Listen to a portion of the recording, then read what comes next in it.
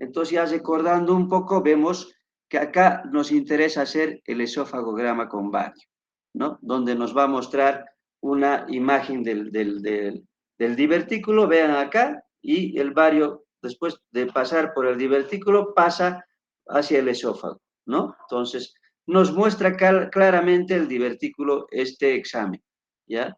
Entonces, se ve lleno de bario en la parte posterior junto al esófago, llamada así valla cricofaringea, ¿ya? La proyección lateral imprescindible, tiene que ser lateral, por lo generalmente es una estructura posterior, ¿no? Entonces, no puede ser antero-posterior, tiene que ser lateral la placa. ¿Qué exámenes más podemos hacer? Vemos que la manometría y la endoscopía no son necesarias para el diagnóstico, ¿no? Probablemente la endoscopía no es absoluto, pero es relativo. Probablemente la endoscopía, pero la manometría no nos sirve de nada, ¿no ve? La endoscopía ya puede mostrarnos este divertículo, por lo menos la boca del divertículo, ¿no? Entonces, nos orienta, pero no nos va a dar, no es tan necesario. El esofagograma de bario es elemental para este diagnóstico de esta patología. ¿Cuál es el tratamiento? El tratamiento puede ser quirúrgico o endoscópico.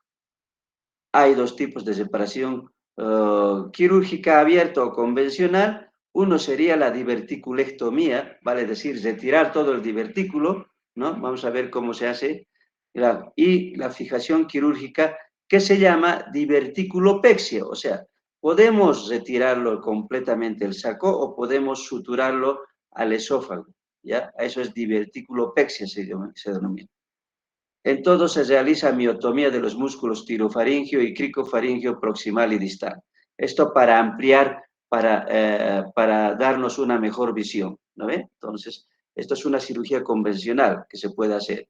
Acá está. Entonces, casi siempre se entra por la vía de abordaje lateral a nivel del cuello lateral izquierdo, llegamos al divertículo, se dice que acá se amplían los músculos, ¿no? El músculo cricofaringio, y el otro músculo, el músculo oblicuo, ambos se amplían para identificar bien el saco, ¿no? Acá se puede ligar o puede suturarse, o como acá se puede utilizar una sutura mecánica, ¿no? Una sutura mecánica puede ser manual o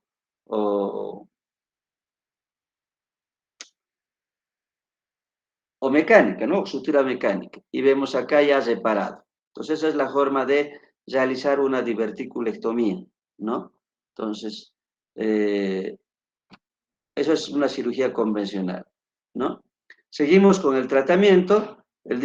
Cuando son divertículos menos de 2 centímetros, es suficiente una miotomía sola, suele ser suficiente, dice, ¿no? Entonces, pero si el divertículo es mayor a 5 centímetros, sí hay que incidir en el saco, ¿no? Entonces, la diverticulopexia que hemos hablado, que es la otra alternativa, sutura el divertículo a la faringe posterior para permitir el movimiento vertical de la faringe durante la deglución, ¿no? Entonces, esa es la diverticulopexia, ¿ya? La estancia posoperatoria puede ser de 2 a 3 días, pero el paciente tiene incapacidad de comer o beber, ¿no? Esos días. Seguimos, el otro tratamiento es la endoscópica. Se ha vuelto muy popular en muchos centros, ¿ya? Es una alternativa, es la técnica endoscópica de Dolman, llamada así. ¿Qué hace esto? División de pared común del esófago y el divertículo con grapadora lineal. Vamos a ver cómo hace. Ha tenido éxito similar, ¿no? Casi a la diverticulectomía. Recomendado para los divertículos más grandes. El riesgo de miotomía incompleta aumenta si el divertículo es menor de 3 centímetros. Este método divide el músculo cricofaringio distal y oblitera el saco. Al final, el esófago y el divertículo forman un canal común. Acá vamos a ver, aquí esta es la forma de hacer. Vean, esto es la grapadora lineal. Cómo lo va con esta grapadora, lo fija al esófago, le hace, o sea, hace un solo hueco ¿no? Porque esta grapadora grapa al mismo tiempo y lo sutura. Lo corta al mismo tiempo este divertículo. Va a cortar y va a suturar al mismo tiempo. Esa es la forma endoscópica, ¿no? Nosotros utilizamos estas grapadoras lineales en cirugías eh, de intestino, ¿no? Generalmente. Tenemos a mano estos grapadores, se puede hacer, ¿ya? Entonces, esta es la forma de hacer por vía endoscópica. Entonces, tenemos esas dos formas, una por vía convencional que se llama la diverticulectomía y por vía endoscópica la sutura con esta grapadora lineal. En el posoperatorio es ligeramente corta el posoperatorio, pueden tomar líquidos al día siguiente, eh, solo necesitan pasar una noche en el hospital, eso es la ventaja de la cirugía endoscópica, se recomiendan para los pacientes con divertículos entre 2 a 5 centímetros. Se han estudiado los resultados de la separación abierta frente a la separación endoscópica, ¿ya? Los divertículos de 3 centímetros o menores, la separación quirúrgica es superior a la separación endoscópica en cuanto a la eliminación de los síntomas. O sea, aparentemente la diverticulectomía sigue siendo la mejor. O sea, es el que menos sintomatología va a dejar después de la cirugía que la endoscópica. O sea, la endoscópica podemos hacerlo divertículos que no son tan grandes. Cuando ya son divertículos muy grandes, probablemente no nos sirva la endoscopia, ¿no? Entonces vamos a hacerlo por vía convencional, dependiendo del tamaño del divertículo entonces. Entonces tenemos dos alternativas de tratamiento, una convencional y una endoscópica, ¿ya? Entonces, con la desventaja de que la endoscópica no podemos hacer divertículos muy grandes. Hemos hablado del divertículo de Schenker que está a nivel del esfínter esofágico superior. Ahora hablamos del divertículo mediastínico. Estos divertículos son, generalmente hemos dicho, contienen todas las paredes del esófago, ¿no ven? Son verdaderos, considerados verdaderos, ¿ya? Son divertículos verdaderos. Se describieron por primera vez en el siglo XIX, es causada por un proceso inflamatorio de los ganglios, hemos dicho, generalmente esto vamos a ver en pacientes con tuberculosis, en tuberculosis, ¿ya? Cuando los ganglios se infartan, ¿ya? La inflamación que va a hacer, va a ser tracción sobre la pared y va a formar un divertículo verdadero en el esófago medio, como se ve acá, ¿no? Entonces, así traccionan estos ganglios, ¿ya? Entonces, es la forma de producirse un divertículo por tracción, chicos, por tracción, ¿no? Generalmente es por tracción. Son más frecuentes las infecciones por histoplasmosis y la mediastinitis fibrosa. En estos casos puede haber estos divertículos. En algunos pueden estar causados por los trastornos de motilidad esofágica en forma primaria, como ser la acalasia, el espasmo esofágico difuso, ¿no ve? Entonces son patologías que pueden causarnos estos divertículos. Uno, la acalasia y el espasmo esofágico difuso. ¿Cuáles van a ser los síntomas? Los síntomas casi van a ser, la mayoría son asintomáticos, se llenan y vacían fácilmente por la posición. Los hallazgos son casuales cuando se hacen pruebas diagnósticas por otras causas, por ser disfagia, dolor torácico, regurgitación, pueden estar presentes por trastornos de motilidad primaria subyacente, puede haber tos crónica, ¿ya? Sospecha de desarrollo de una fístula broncoesofágica, puede haber hemoptisis poco frecuente, síntoma de presentación que indica erosión del divertículo o infección de los ganglios linfáticos en vasculatura mayor y árbol bronquial.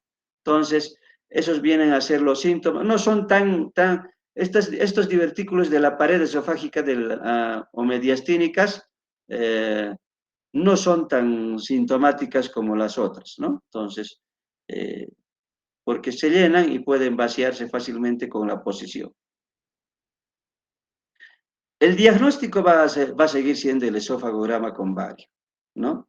Entonces acá nos muestra el divertículo, ¿no? Entonces, esos son, el mejor diagnóstico siempre va a ser el esofagograma con bario. También podemos hacer una tomografía, una TAC con contraste, ¿no? Entonces nos puede mostrar una linfadenopatía mediastínica a la vez, ¿ya? A la vez nos puede mostrar una linfadenopatía mediastínica. Otros, como ser la endoscopía, puede servirnos en este caso, ¿ya? Puede servirnos porque puede mostrarnos para descartar principalmente tumores, ¿ya? Un tumor oculto en el saco, o también puede ayudar a identificar una fístula, ¿no? Sabemos que hay fístulas traqueobronquiales, o esófago-bronquiales, perdón, ¿ya? Entonces, y la manometría también se tiene que hacer en todos estos pacientes que sospechamos de divertículos mediastínicos. ¿Por qué? Porque sabemos que pueden estar causados por trastornos de motilidad esofágica, ¿no? Entonces, y los trastornos de motilidad esofágica son alteración de las presiones dentro del esófago, ¿no ve? Entonces, por esa razón, la manometría también nos sirve en estos casos. Pensando en que estos divertículos podrían ser causados secundario a esta alteración de la motilidad del esófago. ¿Cuál es el tratamiento? El tratamiento se basa en los hallazgos manométricos. Hay que determinar la causa para guiar el tratamiento. En pacientes asintomáticos con inflamación de los ganglios linfáticos mediastínicos, el manejo de la causa subyacente es el tratamiento de elección. Vale decir, si es un paciente que tiene antecedentes de tuberculosis, donde los ganglios van a estar infartados, será tratado de tuberculosis, ¿no ve? Entonces, es así. Y si el divertículo es menor de 2 centímetros, solamente puede observarse. Y si tiene síntomas o el divertículo es mayor de 2 centímetros, ¿no? Es indicada la cirugía, ¿ya? Por lo general tienen una boca ancha y se encuentran cerca de la vértebra, ¿no? Cervical, por lo que puede realizarse una diverticulopexia, ¿ya? Puede decirse una diverticulopexia, en la que el divertículo se suspende hacia la fascia vertebral torácica.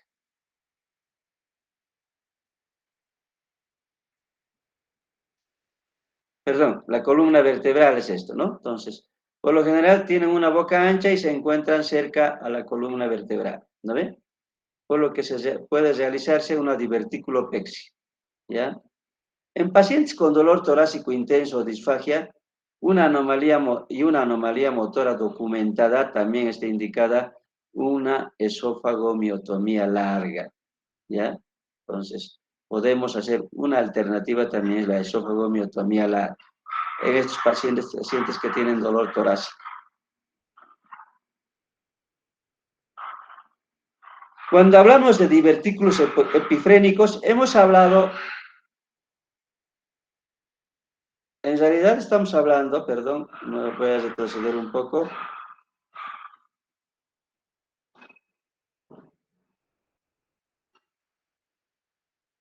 A esto, ¿no? Es el divertículo de Schenker. Hemos hablado del divertículo de Schenker, hemos hablado del divertículo mediastínico o parabronquial llamado también. Ahora nos toca hablar del divertículo epifrénico, significa que está cerca al diafragma, ¿no? Entonces vamos a hablar de eso. Son los 3 divertículos que pueden darnos sintomatología a nivel del esófago.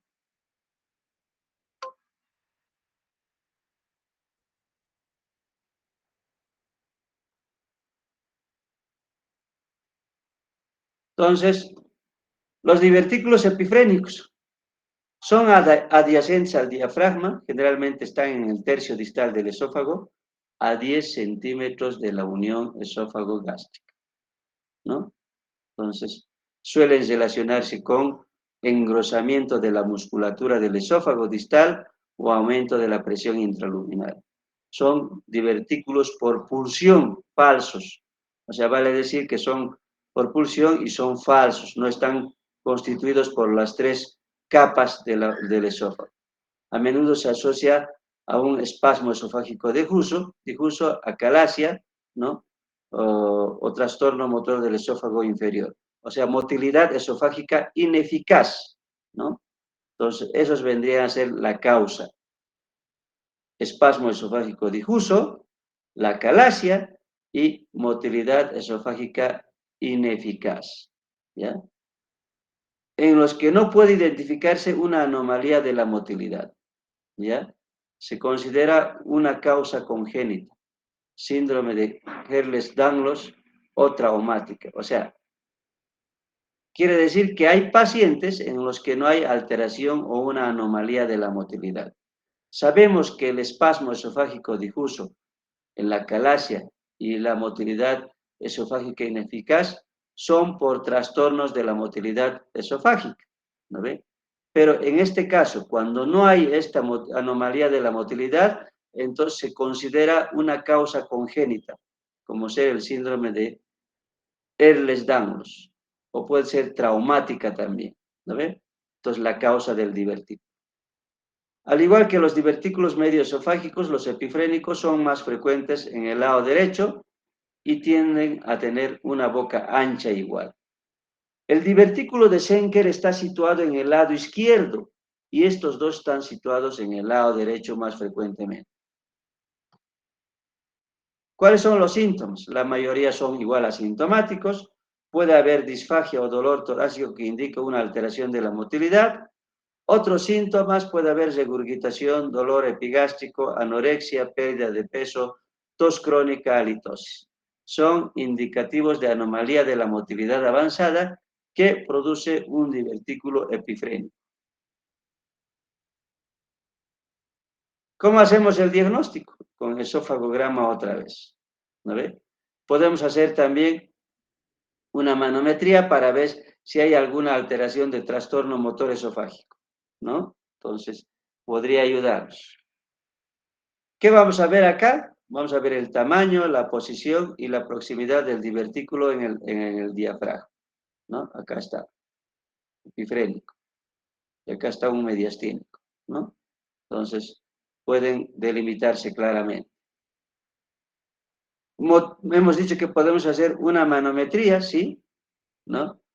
Para ver si hay trastorno motor, ¿ya? Entonces, que además va a evaluar la motilidad del cuerpo del esófago y el esfínter esofágico inferior. También se puede hacer una endoscopía. ¿Qué podemos encontrar en la endoscopía? Esofagitis, un esófago de Basset o cáncer, ¿no? Entonces, nos sirve de alguna manera para descartar otras patologías, la endoscopía, ¿no? Y la manometría. Tratamiento, similar al divertículo medioesofágico. Tienen una boca ancha y se encuentra cerca de la columna vertebral, ¿ya? Divertículos menores de 2 centímetros también pueden ser observados, no es necesario extirparlos. Sí se realiza diverticulopexia cuando son sintomáticos, ¿no ve? Entonces, si tienen sintomatología, podemos realizar una diverticulopexia. Si se realiza una diverticulectomía, se coloca una grapadora vertical a través del cuello y se extirpa el divertículo, ¿no? Entonces, podemos extirpar este divertículo por endoscopia. Tratamiento. Continuamos con el tratamiento. Durante este proceso es esencial y tener colocada una bujía esofágica para evitar el estrechamiento de la luz del esófago mientras se está grapando, ¿ya? El músculo se cierra sobre el sitio de la escisión y se realiza una miotomía larga en la pared opuesta del esófago que se extiende desde el nivel del divertículo sobre el esfínter esofágico inferior, ¿ya? Si también hay una hernia de hiato grande, se extirpa el divertículo, se realiza una miotomía y se repara la hernia de hiato. Vamos a hablar más allá de hernia de hiato, no se preocupe, ¿ya? Entonces, en realidad, esto es más ya tratamiento quirúrgico. Hasta ahí los divertículos. Hasta ahí los divertículos, ¿ya? Entonces, tenemos que tener en cuenta que hay divertículos que son superiores, mediastínicos y epifrénicos. El superior viene a ser el más frecuente, el divertículo de Schenker, ¿ya? Entonces, y también tenemos que considerar de que los medios de diagnóstico siguen siendo lo más importante sigue siendo el esofagograma, ¿no? Pero para descartar otras patologías como ser un trastorno motor esofágico, ¿ya? Se puede solicitar una manometría esofágica, ¿ya? Una manometría esofágica. Nos puede ayudar de alguna manera una tomografía también con contraste, ¿no? Hemos indicado eso. Eso en relación a los divertículos esofágicos. El más conocido y el más frecuente es el divertículo de Schenker, ¿ya? Ahora entramos a lo que es la enfermedad por reflujo gastroesofágico. Es muy frecuente este cuadro.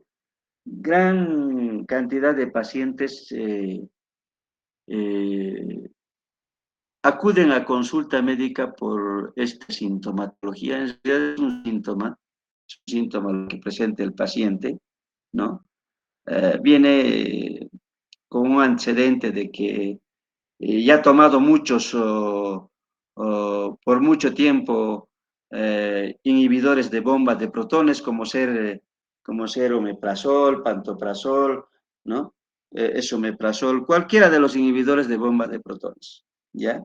Viene con ese antecedente, además viene con antecedente de que la comida retorna hacia el esófago cuando tienen ingesta de alimentos, ¿no? Entonces, generalmente cuando se echan, ¿ya? En un decúbito dorsal completo, ¿no? O cuando se inclinan hacia adelante. Entonces, tienen ese antecedente estos pacientes que tienen reflujo gastroesofágico. O sea, reflujo gastroesofágico significa retorno del contenido del estómago hacia el esófago, ¿no? Entonces, es un trastorno benigno, lo más frecuente del esófago, afecta a millones de personas en todo el mundo, se produce cuando hay flujo retrógrado del contenido gástrico a través del esfínter esofágico inferior, ¿no? A eso se lo llama pirosis, ¿no ve? Pirosis. Entonces, vean la importancia de la indemnidad del esfínter esofágico inferior, ¿no? Entonces, cuando el esfínter esofágico falla, por algún motivo o por alguna causa, puede haber este reflujo o pirosis, síntoma importante que es la pirosis. Hay empeoramiento progresivo de los síntomas de pirosis hasta que son frecuentes, persistentes y molestos, ¿ya? Causan complicaciones primarias, secundarias, como ser estenosis, puede causar úlceras, puede causar metaplasia, displasia, carcinoma y enfermedad pulmonar, como ser asma y fibrosis. O sea, vean las cosas que puede causarnos este reflujo.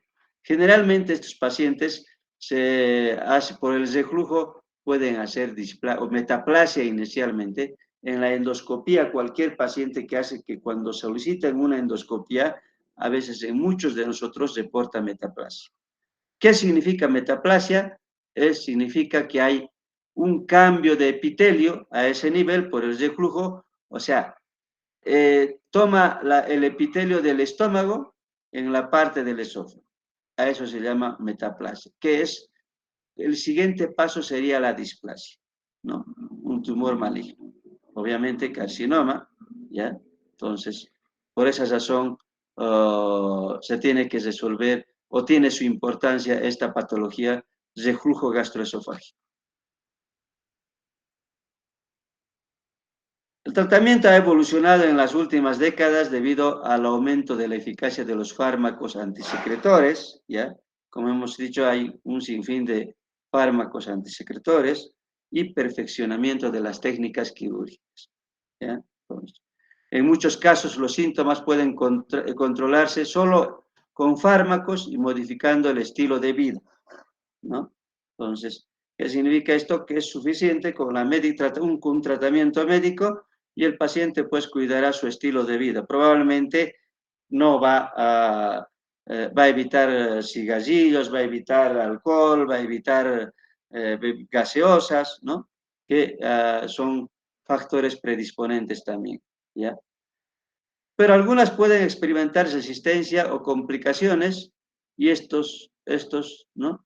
Que van a requerir un tratamiento quirúrgico, ¿ya? El tratamiento en estos pacientes es quirúrgico. Como les he dicho, estos pacientes vienen con esos antecedentes de que ya han estado con gastroenterólogos por mucho tiempo, que solamente les han dado inhibidores de bomba de protones, ¿no? Y no se resuelve, cada vez es peor, peor, peor, se echa y hay reflujo, se torna la comida, o se inclina, hay retorno de comida, entonces son síntomas que pueden ayudarnos a un diagnóstico de reflujo gastroesofágico. Entonces, el tratamiento médico con seguridad son inhibidores de bomba de protones. Ahí vienen omeprazol, pantoprazol, lansoprazol, esomeprazol, un sinfín de inhibidores de protones tenemos actualmente. Vienen de 20 miligramos, de 30 miligramos, de 40 miligramos, dependiendo de la sintomatología, puedes darle una sola toma diaria o puedes darle 2 tomas diarias, ¿no? Y dependiendo también de la gravedad, puedes darle de 20 miligramos cada 12 horas o puedes darle de 40 en una sola dosis o de 40 en 2 dosis. Variedad de tratamiento médico que existe. Pero lo vamos a leer que dice su libro. La mayoría de las referencias del cirujano se deben a síntomas no controlados, persistentes de pirosis o regurgitación a pesar de la medicación. O sea, habitualmente empiezan tomando inhibidores de bombas de protones una vez al día, progresan hasta 2 días, hasta 2 por día, perdón. Muchas veces prueban varias marcas, ¿ya? O mezclan con antiácidos también. Pueden suspender inhibidores de bombas de protones, suele producir pirosis, regurgitación, impiden funcionamiento normal. Seleccionar a los pacientes con los que la intervención quirúrgica tendrá éxito, asegurar que se ha intentado el tratamiento médico y máximo y ha fracasado con el tiempo. Si el tratamiento médico ha fracasado, el siguiente paso es ofrecer el tratamiento quirúrgico. Eso es lo que dice esto en resumen, ¿no? O sea, primero siempre intentan con un tratamiento médico y si no funciona, no resulta después de 6 meses o más a veces, porque se da ese lapso de tiempo más o menos a estos pacientes, si en ese lapso de tiempo no mejora con inhibidores de bomba de protones y más bien empeora, ha fracasado ese tratamiento médico, entonces la alternativa es el tratamiento quirúrgico, chicos, ¿ya? Entonces, tienen que considerar eso. Siempre va a haber pacientes de este tipo. Siempre van a tener algún paciente familiar, alguna amistad, algo. Ustedes tienen que tener esta idea de que si no ha cedido con tratamiento médico, entonces el paso siguiente es el tratamiento quirúrgico. En relación al tratamiento médico, se puede hacer, hemos dicho, cambio de estilo de vida, ¿no? Entre estos cambios de estilo de vida está, ¿no? Pérdida de peso. ¿Por qué pérdida de peso, chicos? Porque una de las causas también, causas que pueden provocar reflujo gastroesofágico es la obesidad, es el aumento de sobrepeso, chicos, es importante eso. Ahora que estamos de moda con la cirugía bariátrica, ¿no ven? Entonces, el sobrepeso, los pacientes obesos, entonces tienden por la presión intraabdominal de la gran cantidad de tejido graso que existe dentro del abdomen, entonces puede presentar más probabilidades de pirosis que un paciente normal, ¿no? Que un paciente que está dentro de su peso adecuado. Por esa razón se sugiere pérdida de peso en caso de que sean pacientes con sobrepeso. Dejar de fumar. Muchos sabemos que fuman, ¿no ven? Ya desde el colegio los chicos fuman y ustedes también deben de fumar, ¿no ven? Entonces hay que dejar de fumar. Eliminar los alimentos desencadenantes. ¿Qué alimentos podrían provocar un reflujo gastroesofágico, ¿no? No sé, probablemente la cantidad de comida que uno lo hace, ¿no? A veces ya los alimentos en la noche ya no son tan recomendables. Entonces, más que todo, alimentos que sean, ¿cómo se dice? A ver, exagerada cantidad, ¿no? Entonces, a estos pacientes hay que darles pocas, pequeñas cantidades y más bien quizás aumentar la frecuencia, ¿no? Entonces, eh, eliminar también el estreñimiento, eliminar el estreñimiento. ¿Por qué el estreñimiento? Porque cuando uno está estreñido lo que hace es una presión intraabdominal, hace fuerza y en ese momento también puede haber reflujo, ¿no? Entonces, dice, el tratamiento médico alcanza su máximo cuando se administran inhibidores de bomba de protones 2 por día. Entonces, vale decir, puedes darle, de acuerdo a la sintomatología, a la severidad de la sintomatología, puedes darle una tableta de 20 miligramos, uno en la mañana y uno en la tarde, o de 40 miligramos, ¿ya? Entonces, dependiendo de quién lo está viendo. ¿Qué diagnósticos vamos a solicitar en estos pacientes para saber si realmente tienes reflujo gastroesofágico? ¿No? Es importante saber esto. Promueve la selección del tratamiento y adaptar la técnica quirúrgica de acuerdo a las necesidades del paciente y evitar imprevistos durante la cirugía. ¿No ve? Entonces, por esta razón tenemos que solicitar todos los exámenes necesarios. ¿Qué exámenes vamos a pedir? Porque sabemos que hay reflujo de ácido hacia el esófago. Por lo tanto, vamos a pedir una prueba de pHimetría. Uno, prueba de motilidad esofágica, ¿con qué? A través de una manometría, mejor si tienes manometría de alta resolución, ¿no? Entonces, no hace mucho tiempo yo tengo un paciente con antecedente de obesidad grado 3, que lo estamos preparando. A este paciente le he mandado a que se haga una eh, manometría de alta resolución, ¿ya? Un esófagograma con video, ¿ya? Un esófagograma, o con vario también, ¿no? Un esófagograma, ¿ya? Una endoscopía con biopsia, sí o sí tenemos que hacer biopsia porque sabemos que hemos dicho que hay mucha probabilidad de que provoquen una displasia, una metaplasia, displasia y cáncer, ¿no ve? Por lo tanto, va a ser necesario tomar muestras de biopsia de la zona de metaplasia, ¿ya? Entonces, hay que tomar para histopatología. Y como ser pruebas complementarias, un estudio de vaciado gástrico o una TAC. ¿Qué significa esto? Una serie esófago-gástrica, ¿no? Entonces, o una tomografía con contraste. Entonces, son los exámenes que tenemos que solicitar nosotros y todos ustedes ya van a ser colegas, entonces tienen que saber qué exámenes van a solicitar en estos casos. La prueba de pHimetría, ¿no? Uno, ¿no? Entonces, hemos dicho que como al haber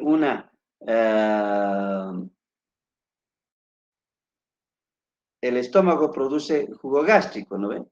Entonces, ácido clorhídrico, por lo tanto, tenemos que saber cuánto está su pH, ¿no? Entonces, ¿qué va a documentar?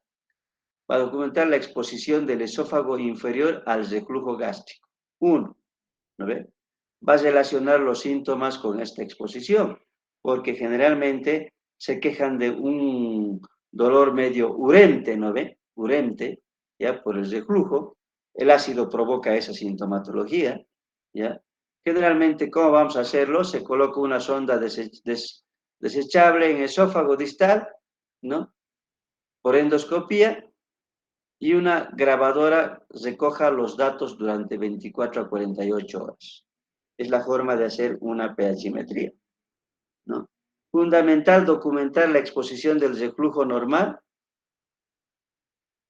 porque otros procesos patológicos pueden tener síntomas parecidos al reflujo gastroesofágico. ¿no? La prueba del pH anormal se ha relacionado con el éxito de los resultados quirúrgicos. No debe haber tomado fármacos antisecretores o antiácidos para la prueba, ¿ya? Fármacos deben suspenderse 5 días antes o 2 semanas antes del procedimiento o antes de la prueba de pHimetría. Entonces, así es como se hace la prueba de pHimetría. Hemos visto más antes la forma de hacerlo, ¿no? La prueba de motilidad esofágica la vamos a hacer a través de una manometría de alta resolución, ¿no? ¿Qué nos va a permitir evaluar al cirujano la prueba de motilidad esofágica? Nos va a permitir evaluar si las contracciones son fuertes y eficaces, si hay un trastorno de motilidad en el esófago, a veces si el esfínter esofágico inferior es incompetente. Obviamente, si el esfínter esofágico es incompetente, más probabilidades de reflujo gastroesofágico va a haber, ¿no ven? Entonces, también hay que diferenciar la enfermedad por reflujo gastroesofágico de otros trastornos, como ser la acalasia, ¿ya? Como ser la esclerodermia, ¿no? Y permite adaptar la cirugía en pacientes con enfermedad por reflujo gastroesofágico y trastornos de motilidad coexistentes, ¿no? Entonces, es importante descartar en esta patología estas que son la acalasia o la esclerodermia. ¿Y cómo vamos a descartar? A través de pruebas de motilidad esofágica, ¿ya? Lo podemos descartar. Entonces, ejemplo, dice, paciente con motilidad ligeramente alterada y pruebas de pHimetría positivas podrían ser adecuadas a una fundoplicatura parcial o flexible en lugar de una envoltura completa. Vean que nos va a ayudar a hacer qué tipo de cirugía le vamos a ofrecer a estos pacientes, ¿ya?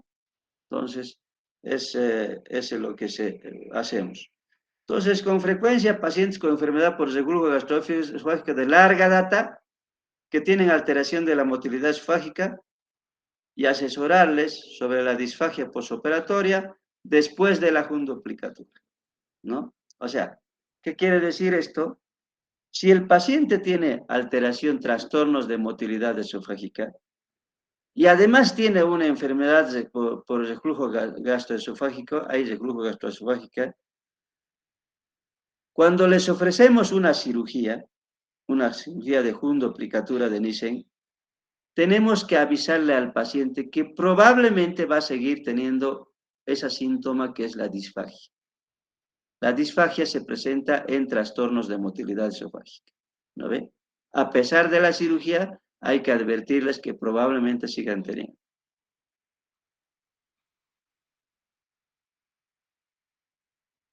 Entonces, también se puede hacer otro examen que es la esofagografía con video, ¿no ve? Entonces, esto es dinámico. Perdón. Hola, Rocío. ¿Qué dices? Dime nomás, pero. Dime.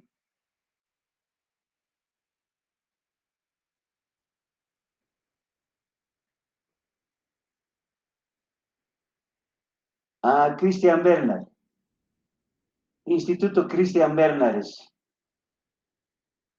Está en la Ladislao Cabrera antes de llegar a la San Martín, en la Sara Sud. Sí, sí. Tal vez está en Google. Eso. A la San Martín. Sí. Casi a media cuadrita, un poquito más allá, antes de la San Martín. Sobre la acera Sud. Ahí está. A ver, averiguate a ver bien, porque tal vez ya han empezado las clases. Sí, listo. Ya está. Entonces, perdón, Hemos dicho que el esófago, esofagografía con video nos va a mostrar, puede mostrarnos una estenosis, puede mostrarnos masas, puede mostrarnos hernia de hiato, puede mostrarnos un esófago acortado o divertículos, ¿no? Entonces, funcionalmente confirma el reflujo y se relaciona con los síntomas y ser indicativa de trastorno de motilidad o acalasia. Se considera la hoja de ruta antes de la cirugía, puede realizarse inmediatamente después del tratamiento quirúrgico, útil para el seguimiento a largo plazo. O sea, este examen podemos realizarlo para el seguimiento después de la cirugía también, ¿no? Entonces, el esofagograma es importante también. La endoscopía. La endoscopía. La endoscopía igual sigue siendo un estudio muy importante que va a permitirnos, nos va a permitir evaluar una esofagitis, una metaplasia, descartar masas, descartar estenosis, ¿no? Entonces, nos va a descartar eso. Y si es un esófago dilatado y tortuoso, puede ser indicativo de un trastorno motor esofágico, ¿no? Puede también ayudarnos a diagnosticar hernia de hiato, pero esto se puede confirmar con un esofagograma, ¿no? Entonces, nos puede ayudar a hacer, no nos puede ayudar, sino nos sirve para aprovechar para hacer biopsias para ver si hay metaplasia, displasia o carcinoma, ¿no? Entonces vean la importancia de la endoscopía también. Y si no hay coincidencia entre las conclusiones del estudio diagnóstico y los síntomas del paciente, hay que continuar investigando.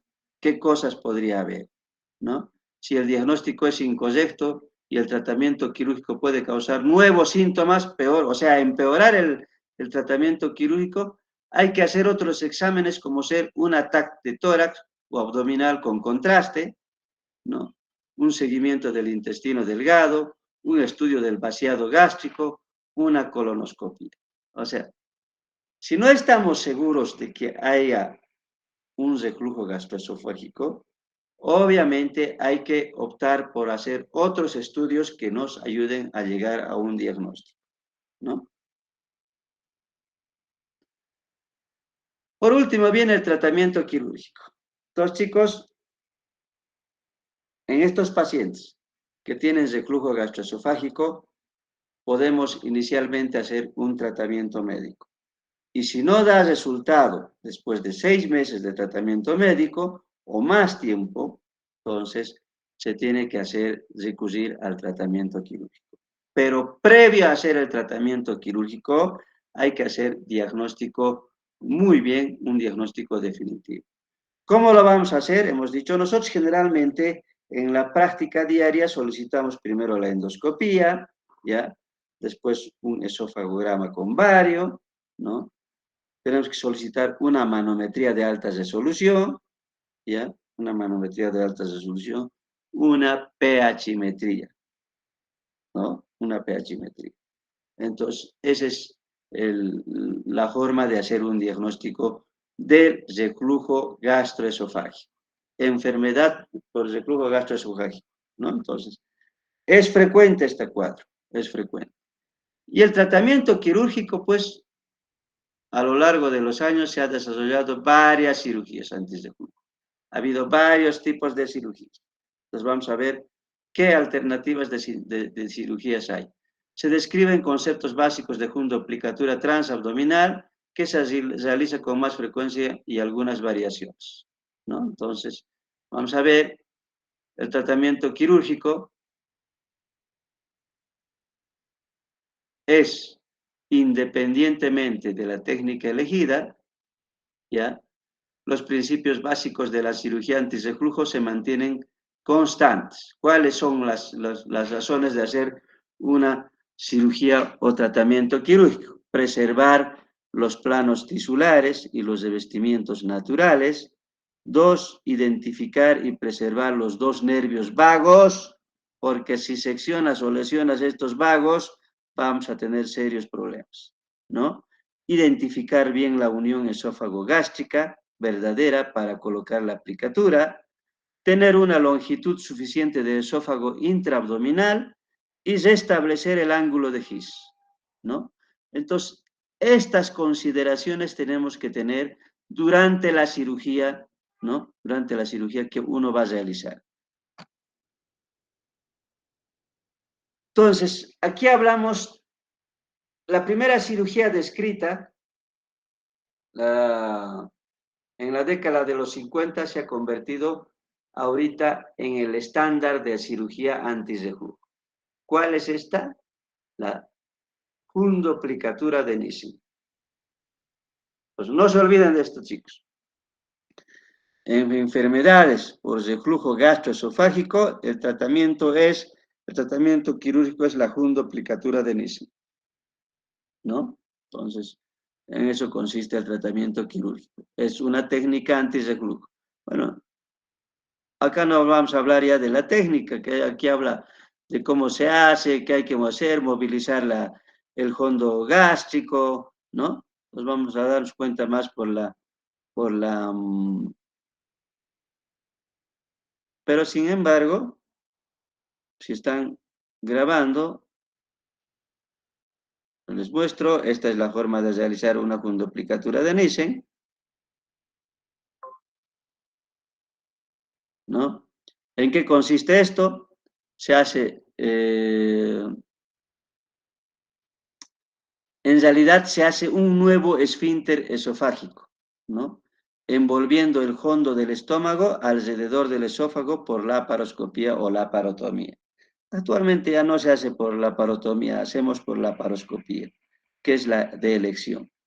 ¿Qué hacemos? Hacemos incisión en el ligamento gastrohepático hasta visualizar el ligamento frenoesofágico, teniendo cuidado de evitar las arterias hepáticas accesorias. El esófago se moviliza circularmente, siempre conservando los nervios vagos, ¿ya?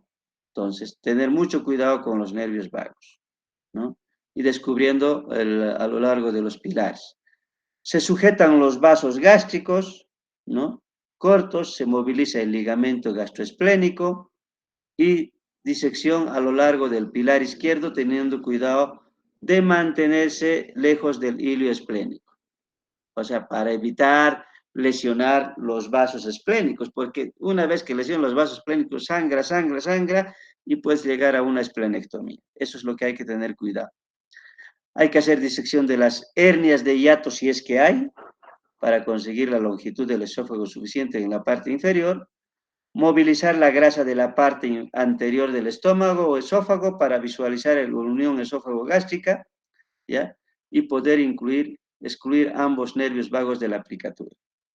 Tras la movilización esofágica y gástrica suficiente, exposición de la unión esófago-gástrica verdadera, la punta júndica a lo largo de la línea de las arterias gástricas cortas pueden separarse por detrás del esófago, excluyendo los nervios vagos en la almohadilla de grasa para crear la aplicatura.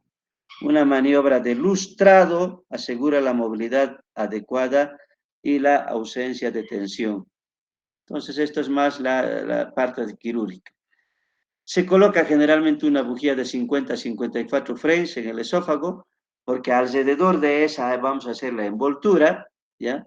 Se retira la bujía, se evalúa el hiato diafragmático y se cierra con una sutura anterior y posterior al esófago, sin deformar el esófago. Se puede introducirse fácilmente un instrumento a través del hiato, ¿no? Y es que no está demasiado apretado. Durante la noche la paciente debe tener colocada una sonda nasogástrica para la descompresión. Seguimos. Algunos cirujanos han defendido uso de mallas en el hiato como refuerzo o si hay tensión excesiva del cierre crural, ¿no? La malla no es necesaria si los recubrimientos naturales se conservan a lo largo del pilar. Si hay tensión en el cierre, puede solucionarse induciendo un neumotórax en el lado izquierdo, insuflando una pequeña cantidad de dióxido de carbono que relaja el diafragma izquierdo y por lo general permite el cierre de la tensión. También se han descrito las incisiones de relajación en el diafragma. Seguimos con la técnica. La aplicatura puede individualizarse según los síntomas del paciente. Las aplicaturas completas de 360 grados son importantes Cuando el reflujo produce deterioro respiratorio o población con trasplante de pulmón. Aplicatura flexible de forma que haya espacio para pasar un instrumento entre el estómago y el esófago. Habrá menos disfagia, pero puede ser una válvula menos competente. Una Nissen parcial o casi Nissen con aplicatura de 300 o 220 grados permite cierta capacidad para eructar y vomitar y disminuye los síntomas de disfagia y plenitud. Entonces, la técnica, existen variaciones de esta técnica clásica que permiten individualizar según las necesidades del paciente. Uno de ellos es la jundoplicatura de Toupet, ¿ya? Que es una aplicatura parcial. Si vemos, acá está el fondo del estómago, entonces lo envuelve parcialmente el esófago, ¿no? Con una aplicatura de 180 o 270 grados, con suturas adicionales adhesivas para fijar el estómago a los pilares en el abdomen. Entonces, esto es una aplicatura parcial, la de Toupet, ¿no? Podemos hacer esa técnica, se puede hacer, ¿ya? La jundoplicatura de Dor, que es una aplicatura anterior de 180 grados, ¿ya?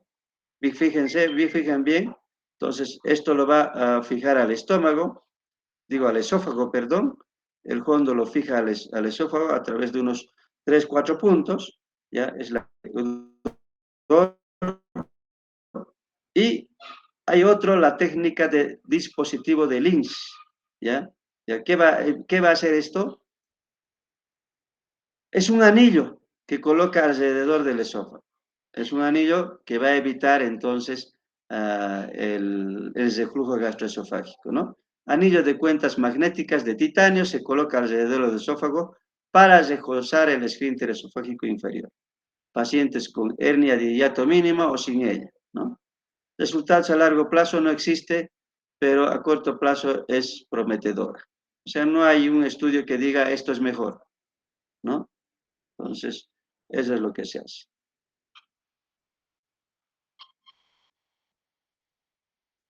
Hay otro tipo de alternativas de cirugía, pacientes que tienen reflujo biliar o gástrico, obesidad, diabetes, alteraciones de la motilidad esofágica, ¿ya? Entonces puede considerarse una esófago y ayunostomía en Iedesuk, ¿no? Como se ve acá, ¿ya? Una esófago y ayunostomía en Iedesuk, ¿ya? Permite el paso del contenido gástrico y biliar hacia abajo desde el esófago, evitando los síntomas relacionados con el reflujo. También es una opción en cirugía de revisión en la que hay una gran cantidad de cicatrices o integridad de los nervios vagos es dudosa, ¿no? Entonces, es una otra alternativa la esófago y ayunostomía en Iedesuk. Otro tipo de cirugía que se puede hacer es la gastroplastía de Coles. ¿Cómo hacemos esto? Miren, se secciona con sutura mecánica, ¿no? Aquí se secciona y se sutura al mismo tiempo, y con esto se hace una jundoplicatura como similar a la Nissen, ¿no? Esto hacemos cuando el esófago abdominal es muy corto. Entonces, se hace esto, la gastroplastia de Coles, ¿ya? Paciente con esófago intraabdominal corto pueden requerir la tubulización gástrica parcial, ¿no?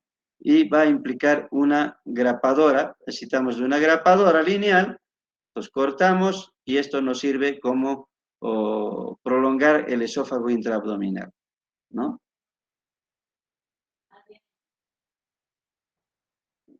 En casos de enfermedad por reflujo gastroesofágico complicado, vale decir, reflujo de larga duración, produce complicaciones esofágicas que requieren tratamiento, que va más allá de la cirugía antirreflujo. Una esofagitis más biopsia endoscópica pueden revelar problemas médicamente tratables, como candidiasis, procesos infiltrantes, ¿ya? Estos pacientes pueden no aliviarse con tratamiento quirúrgico, ¿ya? Hay que hacer biopsias de todas las estenosis para descartar procesos malignos, pueden tratarse con dilatación si son benignas, ¿ya? en casos de cambios metaplásicos como esófago de Basset, hacer biopsias de los 4 cuadrantes a intervalos de 1 centímetro para evaluar la displasia o cáncer, ¿no? En este escenario todavía puede realizarse la fundoplicatura, pero hay que hacer un seguimiento con regularidad porque la regresión es poco frecuente. Un momentito. Hola. Hola.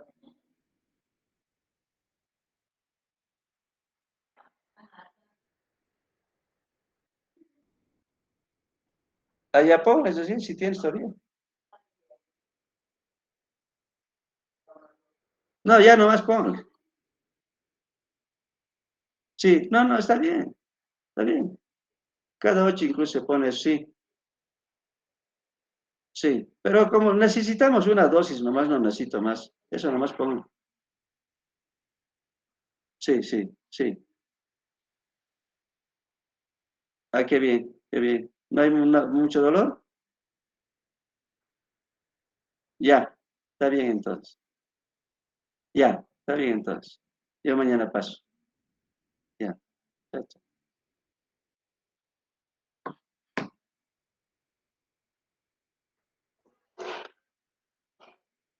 Entonces, esto se refiere a que si son pacientes que tienen ya, que probablemente ya no tengan alcance quirúrgico, entonces más es un tratamiento paliativo en estos pacientes, ¿ya? Entonces hay que hacerlo, obviamente, ciertos exámenes para descartar alguna neoplasia maligna, ¿no? Entonces, eso en casos de enfermedad por reflujo gastroesofágico complicado, porque realmente hay pacientes, nosotros somos muy sui generis los pacientes en nuestro medio, son pacientes que han vivido muchos años inclusive con esto. Entonces ya son pacientes probablemente muy adultos mayores, en la que ya hay que ver riesgo-beneficio, ¿no? Entonces probablemente se puede resolver solo con dilataciones, qué sé yo, o también hacer un seguimiento, ¿ya? En estos pacientes.